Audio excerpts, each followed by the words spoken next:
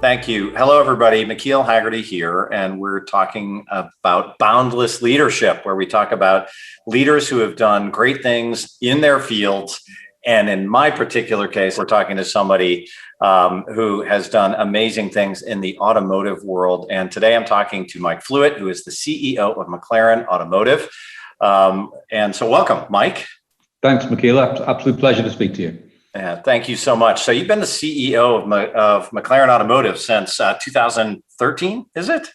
Yep, that's correct. I joined in 2012. In the first half of 2013, became CEO. Well, you've done incredible things for the company, and we can point people to your Wikipedia page to go through the incredible narrative of all of your accomplishments. But I would just like to talk to you for a little bit about leadership, because you're leading one of the great brands in the world, one of the great brands in the automotive world, to tremendous accomplishment. So, just about leadership, if you were to describe your leadership style, leading this great company, what is your style of leadership? It's an interesting one because it is all about how you can be an amazing team leader fundamentally. And one of the first things I learned very, very early in my career, I think I've said to you before, I worked on a production line in Ford. I became a foreman. And when I'm talking to younger people in the business about leadership, about management, and one of the things that the contrasts I bring, when I was working on the production line, the quality, the number of cars, everything else was down to me, what I was doing with my hands, because I was building the car. You become a foreman, and I had 27 people working for me. And the one thing I couldn't do was touch a car. But I still had to build the same number of cars every day to the same quality, and I had that responsibility, but I couldn't touch the car. So what could I do? I could influence the people who were doing it. And if you translate that all the way through, in a sense, that's exactly what I'm doing today. I'm surrounded by phenomenal engineers, designers, people working in our quality team, with our suppliers, our manufacturing team, our marketing guys. And my job is to influence those people. We have a direction we establish that we understand from our market, from what our customers want. My job is to manage that team. Vast majority of them are far, far better at what they can do than I ever would be if I was doing their job. So my job is to enable them to deliver that. And so, fast forward even to today. So moving from maybe that at Ford, it must have been incredibly hierarchical, very, managerial, kind of standing, looking over somebody's shoulder, to more of an influencing role. Think about COVID though. You've been on this tremendous run at McLaren, and now, like all of us, we're sort of punched in the face with the reality of the world. Were there different leadership muscles, or did your style change during the past year and a half, as we've all confronted this global reality of being apart? And I think we've had to emphasize different things. The style of relationships, of leadership and management we have at McLaren is a very enabling one. It's a very collaborative one. But that is based on the interaction of the team, and majority of our team have been remote working through this period for their own safety. Of course, the team in the factory are there, but everybody else is remote, and so communication has been the biggest challenge. We've had to really ramp up and process our communication with far more intensity, because otherwise you'd only speak to somebody if you had a scheduled meeting with somebody about something. But actually, the communication you need to have that team feeling united, feeling aligned, feeling like one entity, needs all the informal communication that goes with it as well. So we've done everything from films, podcasts. I do weekly briefings. We do everything under the sun. We do informal drinks evenings. We do everything that you could possibly imagine, and I'm sure you guys know, using Teams or Zoom, just to try and keep those relationships in place. And it's worked. I think where we've come out is fascinating, is that, there's a lot we've learned from this that is good. There's a lot that we've missed as well. We certainly are not as connected as we were prior to this. We need to come back. People want to come back. We're human. But I think there is a model coming out of this that is a a combination of both in a way. I think we can work incredibly successfully remotely on some aspects of our job, and free up time and facilitate people's lives, but be together when that's the benefit. Well, my guess is you taking this incredible transition from, working on a line in Ford to a foreman to all the way up through that to now leading one of the great automotive brands in the world.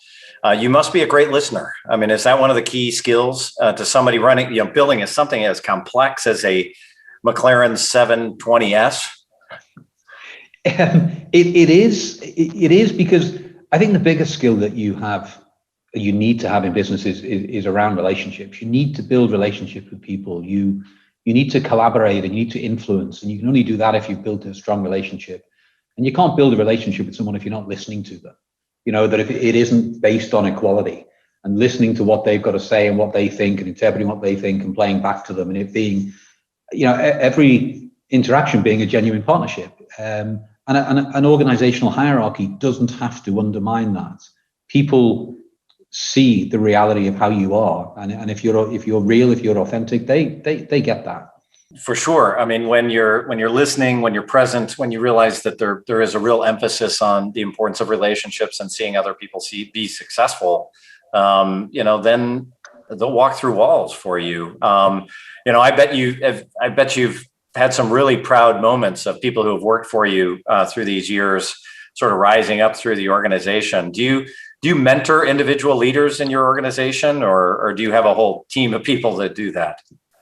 We do, and all the leadership team do. I particularly like to work with people who are moving into their first sort of supervisory job, their first management job, their first leadership job, because I find that transition fascinating when it goes from being, and when people realize that it's no longer actually what they do, it's what everybody around them is achieving because of what they do that makes the difference, and it's 360. The team that they're leading, how can they get the best out of that team? But the peer group relationships that they have, how does that affect? How does it reflect up through the business? And when you move into your first leadership role, if you can grasp that and play to that, then that's what makes you really special as a leader. So do you have go-to advice for those, new, first in the driver's seat, up and coming leaders? I think the first thing is to recognize that as a leader, you are still just, you're one part in this machine. You absolutely are fully dependent on everybody else around you. There is no room for arrogance in that at all. You've got to lead, you've got to enable, you've got to influence, you've got to help people around it, and you must never ever forget that. I guess the key people advice I give to people coming through the industry is around, you need to do what you enjoy doing. If you do what you enjoy doing, you're going to be motivated. The more motivated you are, the likelihood is you're going to be better at it. We tend to be better in life at the things that we enjoy doing, and that's going to play. So play to your strengths, enjoy what you do, and enjoy being part of a team. Well, and you in particular, you have you could have easily just been a customer of a McLaren. I mean, you're a serious car person. You've been a car person for a long time in your life, and you do some racing. Your wife does some very serious racing. She's the much better driver in your household, I understand. But I think that idea of customer knowledge and then building things that the customers will love must be an important part of the way you lead. It is, but the nice thing here at McLaren is it's an absolutely shared passion. It really is. The passion around what we do, around the cars, the way our cars drive, that driving appeal of our cars is right through the organization in a way that I've never experienced before, even though I've been lucky enough to work in the car industry for over 30 years now.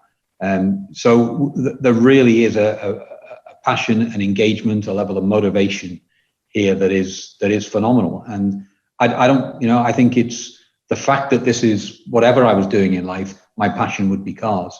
You join that together with the fact that I'm lucky enough to have the role I do in this industry. It plays through. There's an authenticity about it that resonates with people. Well, it's evident in just meeting you, just a short while ago. So I appreciate it very much. Just two more quick questions, and I'll let you go. I so appreciate your time.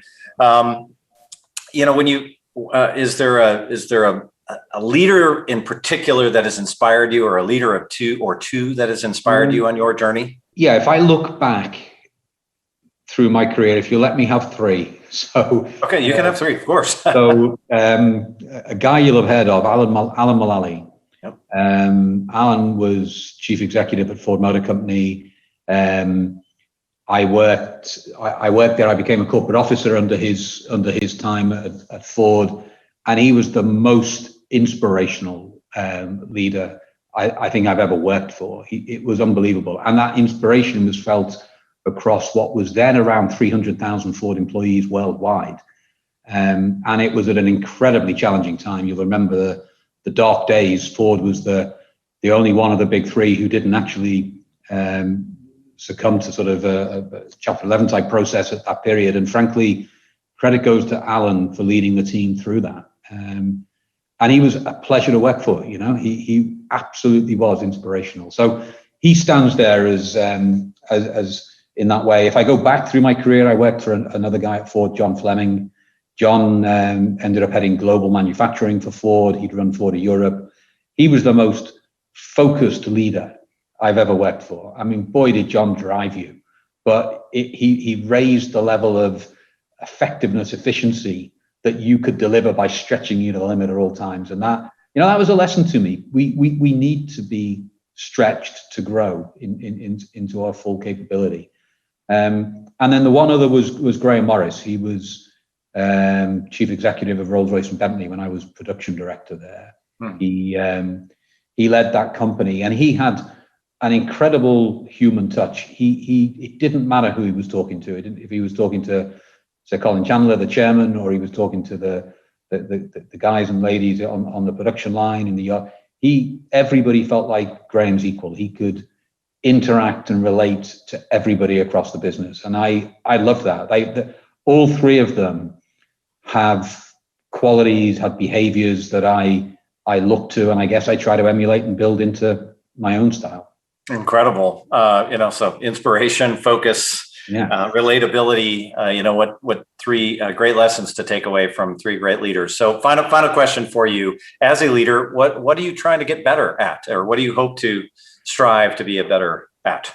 It's not one thing. It's the whole picture, and my role here is interpreting what we need to do as a business, interpreting what our customers want. And it's the classic in life of, you can't ask them what they want. You've actually got to understand them, design what they want, and lead them to it, because you don't know what you want until you get there. In the industry, we're leaders. We're technology leaders. We're leaders in the segment we're in. And then I've got to inspire and align the team internally, and that challenge never ends. I've got to continually hone my skills to do that better and better and better in a ever more demanding world, an ever more diverse world. So it isn't one element. It is the whole picture of being a team leader.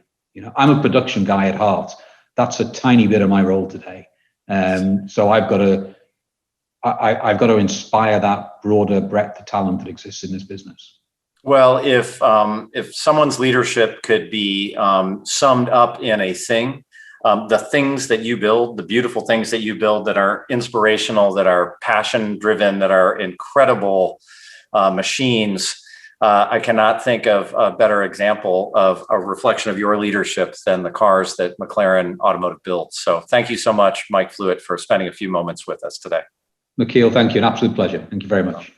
All the best to you. Take care. Everyone, what a great short conversation, and good luck in your leadership journey ahead. Onward and upward.